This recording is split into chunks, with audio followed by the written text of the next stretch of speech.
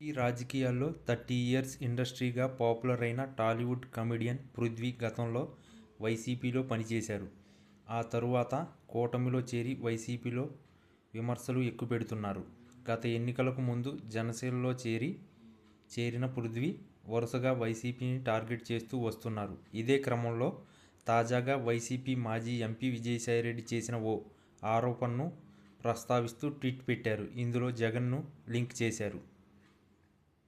నిన్న విజయవాడలో సిఐడి విచారణకు హాజరైన పృథ్వీ కాకినాడ పోర్టు వాటాల వ్యవహారంలో వాంగ్మూలం ఇచ్చారు.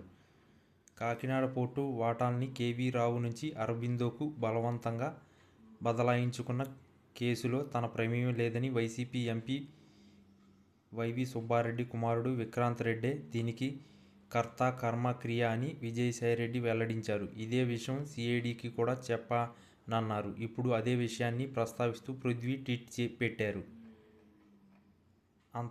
అంతవరకు బాగానే ఉన్న విక్రాంత్ రెడ్డిని వైఎస్ జగన్ సోదరుడంటూ బ్రాకెట్లో పెట్టారు.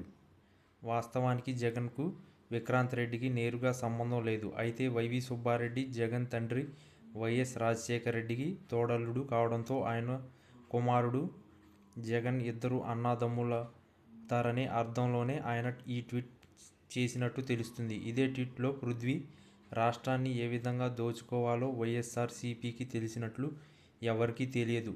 వైసీపీ సింగిల్ పాలసీ దోచుకో అని చెప్పుకొచ్చారు.